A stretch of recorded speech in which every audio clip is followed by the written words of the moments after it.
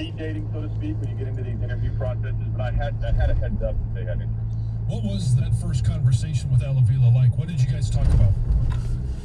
Well, the night of the World Series, he just expressed interest, and he felt like I was a perfect fit, and he wanted to dive a little bit deeper the next day. And so we didn't talk a ton that night. It was 10:30, 11 o'clock Central. I still live in Houston, and so it was close to midnight, in Detroit, and so next day I got there. Now the first conversation over dinner with a small group of people was pretty intense. You go to dinner, you're going to interview, and now today's going to be a casual dinner, and then we'll get to the real meat of the interview the next day. But we dove right in and took about a 2-hour dinner and turned it into a 5-hour, part interview, talking about everything from me, my history.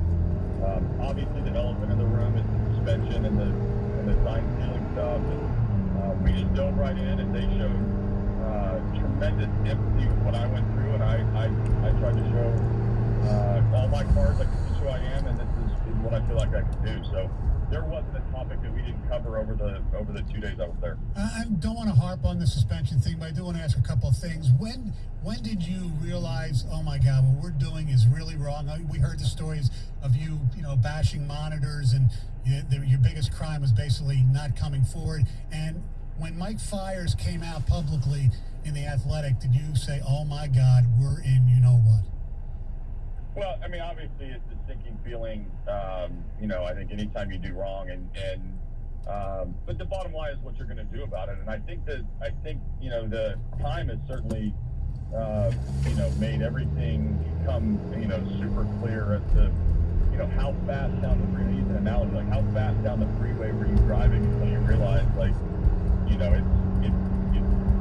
crossing the line and tremendously dangerous. So I think that it's hard for me to process and think about those off-ramps that you missed, those opportunities that you could always turn back and do the right thing. But the lesson learned is how, right is right, wrong is wrong. And it doesn't matter who did what, when, where. I was the manager. I'm responsible. I failed in a critical leadership moment to right a ship that was heading down the wrong path. And despite the success that we had and all the good things that we do, you make a big mistake like this, it's hard to look back with anything but regret on the time that you just should have done better and can do better. Do you think you guys would have won the World Series without the cheating, sign stealing, whatever? Yeah, that's been a hard topic because obviously that impacts everything, and the fact that we'll never know, and I think everybody's entitled to their opinion. We had such a talented team, and on a number of years. I mean, 2015 when I first got there, very similar to how the Tigers are now, where there's some budding talent, there's some optimism, there's also some unknown as to how to win. And so when you look at turning a team into a winner, it starts building those blocks. And I was able to, the entire era I was in Houston, to be singled into this situation in 2017. But I understand the debate, but I also understand how to take a team from point A to point B the right way and to do things the right way. But that's never going to happen again. Definitely not on my watch. And I'm gonna earn the trust and respect of the Tiger fans for sure. Well, and you kind of just answered my question, but there are basically two people. When you think about the fans here in Detroit, even at the station here, there are people that say, hey, he's paid his time. He deserves a second chance. And there are others that say, you know what, I can't look past that. What would you say to the fan that said, I'm having a hard time looking past what happened in Houston?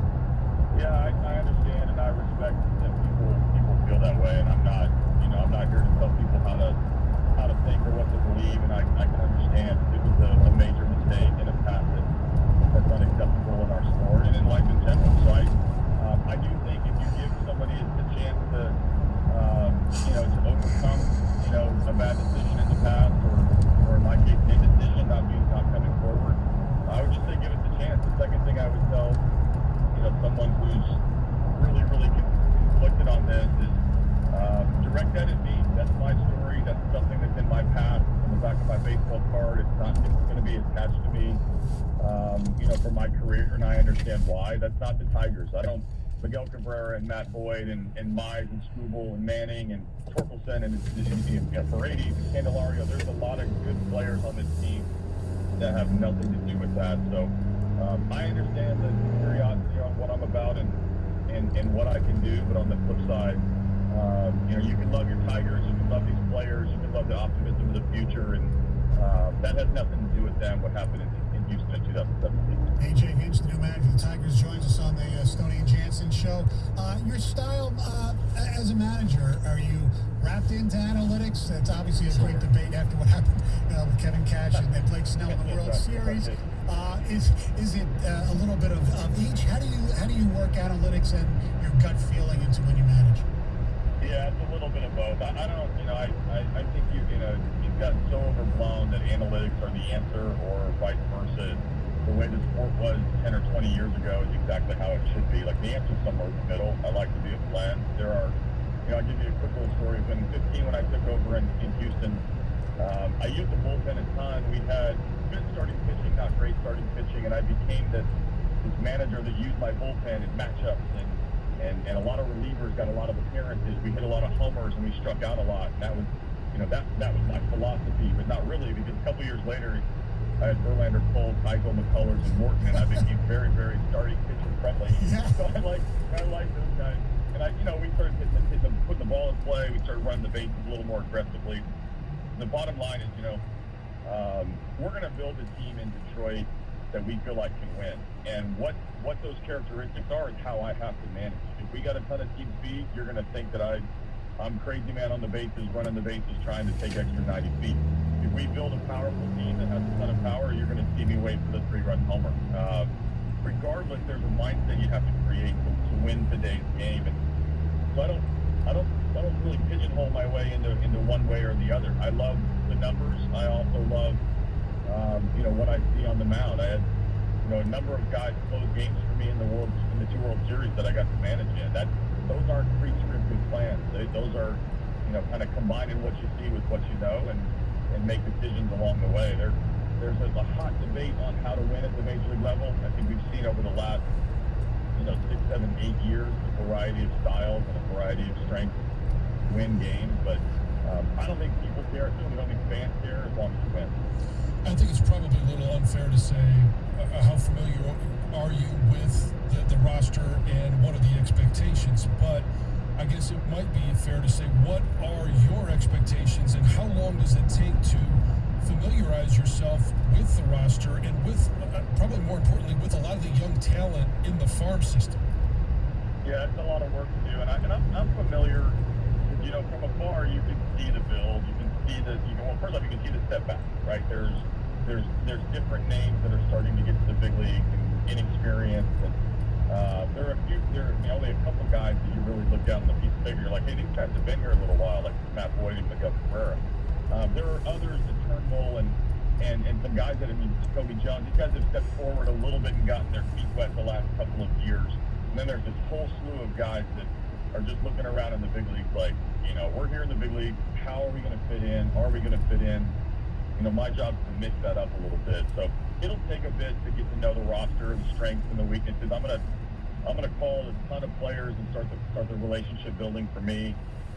Expectations are we don't even know the team that we have yet for next April that's going to be built over the next couple of months. So we realize to be very honest with ourselves and honest with our fans as to where we are right now and where we're going to go. But when you get on the field, when you get the players and get them in a clubhouse and get them, you line up your guys, have your starting pitcher, you have your bullpen rested.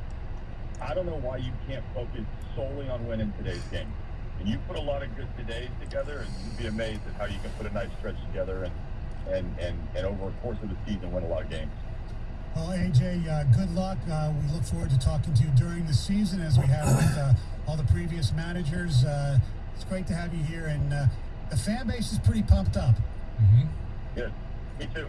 I'm really excited to be a Tiger, and I'm looking forward to bringing some wins, and ultimately the end goal is to hang a banner at that stadium. Thank you very much. Appreciate it. And we'll talk to you down the road. You got it. Take care. Thanks for having me. All right. That's A.J. Hinch, the new manager of your Detroit Tigers on 97.1 The Ticket. 97.1 The Ticket. Traffic. From the WWJ AM 950 Traffic Center, this report brought to you by 7-Eleven. No reported accidents so far this morning. Looking at smooth conditions, 75, 696, 94, and 275, and no problems on the Lodge or Southfield freeways. You need more coffee? Get 79-cent hot coffee from 7-Eleven from 12 to 7 p.m. with 7 rewards. They might know you better than you know yourself. 7-Eleven, always open. Offer good through 1/5/21. 79 cents plus tax where applicable at select U.S. 7-Eleven stores. See 7-Eleven app for full terms. I'm Michelle Pena with traffic. 97.1 The Ticket and CBS Sports Radio 1270. Your homes for the NFL on Westwood One. The San Francisco 49ers host the Green Bay Packers. Thursday night football. Pre-game at 8 on 97.1 The Ticket. Sports are back, and that means you need to get down to the BetMGM Sports Lounge inside MGM Grand Detroit. They're ready to take your real money wagers on all the action. You can stop by anytime and place your bets at the live betting window, or you can use one of the easy-to-use self-service kiosks. There's no reason to call Uncle Vito on the east side anymore. You don't have to do anything shady. You can just go down to the BetMGM Sports Lounge and get all your bets in. Whether you live and breathe sports or you're just looking to place a wager on your favorite team, the BetMGM Sports Lounge at MGM Grand Detroit is ready to take your single game bets along with parlays, props, future bets, teasers, and so much more. And let me tell you something, there's no better place to watch a game in Michigan than the BetMGM Sports Lounge. The electricity in the sportsbook is unmatched. So you can stop by the betting window or the self-service kiosk anytime to get a piece of the action. Get ready to believe in your game again at the BetMGM Sports Lounge inside MGM Grand Detroit. Must be 21 or older. This Radio.com Sports Minute is brought to you by North Bloomfield Properties.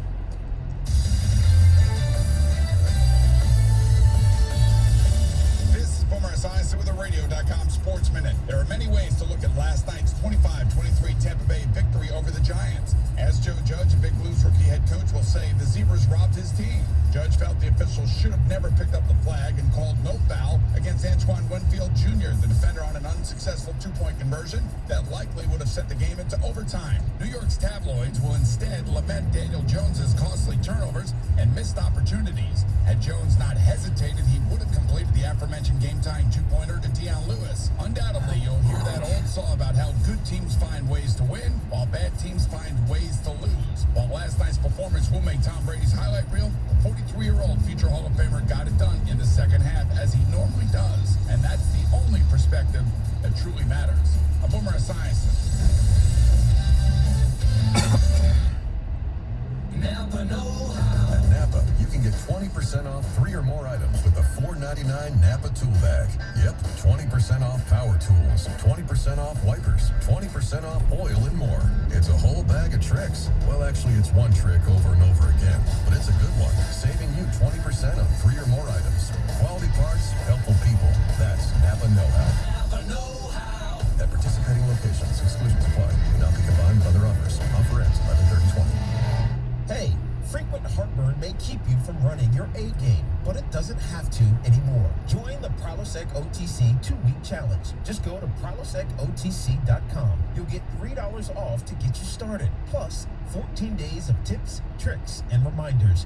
Just 2 weeks, zero heartburn. Go to prilosecotc.com and sign up today. Zero heartburn is possible with Prilosec OTC. Use as directed for 14 days to treat frequent heartburn, not for immediate relief. DTE Energy is here to help you save money every day. Our appliance recycling program gives you $50 to recycle an old fridge or freezer. A home energy consultation provides ways to cut usage and energy-saving products for your home, all for free. Plus, our online DTE marketplace offers discounts on energy-efficient products like thermostats, LED bulbs, and more. Go to dteenergy.com/saveenergy. DTE. This isn't the start. Before I got here, I started training. And before that, I did something to my back. But my first move was Athletico Physical Therapy. That's where I'd eventually end up. So why not start there? I mean, my therapist immediately found the source of my pain. These are the same physical therapists who work with elite marathon runners. So soon, I was back to running, but without pain. You got this. It all starts at Athletico. Schedule your free assessment at athletico.com. I feel like I'm being haunted by a pair of headphones. Everywhere I go is a creepy ad for headphones I looked at one time. I hate feeling like I'm being watched. I downloaded DuckDuckGo and saw a difference right away. Take back your privacy with DuckDuckGo. Listen to 97.1 The Ticket on your smart speaker. Just ask it to play 97.1 The Ticket. Powered by Dell Technologies. Call 877-ASK-DELL. Now, text or call The Ticket using the same number. Ticket text 248-539-9797.